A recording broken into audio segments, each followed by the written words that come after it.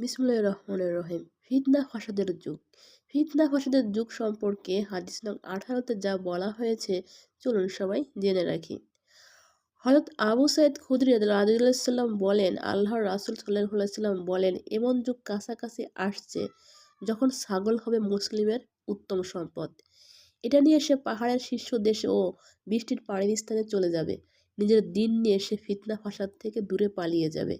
এই হাদিসে পৃথিবীর সেই অনাগত পরিবেশের কথা বলা হয়েছে যে পরিবেশে পৃথিবীর কোথাও মুসলিম জীবন ব্যবস্থা প্রতিষ্ঠার লক্ষ্যে কোনো আন্দোলন করা যাবে না।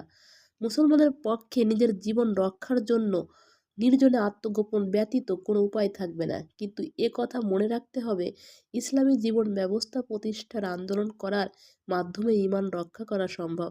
এই আন্দোলন থেকে বিরত থেকে ভিন্ন পথ অবলম্বন করলে পথভ্রষ্ট হওয়ার সমূহ সম্ভাবনা রয়েছে এবং আন্দোলন করার সুযোগ থাকার পরও যদি কেউ আন্দোলন না করে তাহলে বড় ধরনের গুনাহগার হতে হবে। এ ব্যাপারে কোরআন ও হাদিসে বারবার তাগিদ দেওয়া হয়েছে।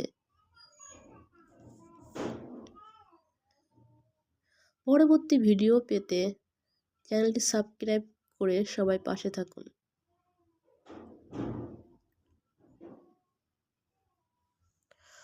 পরবর্তী ভিডিও পেতে চ্যানেলটি সাবস্ক্রাইব করে সবাই পাশে থাকুন।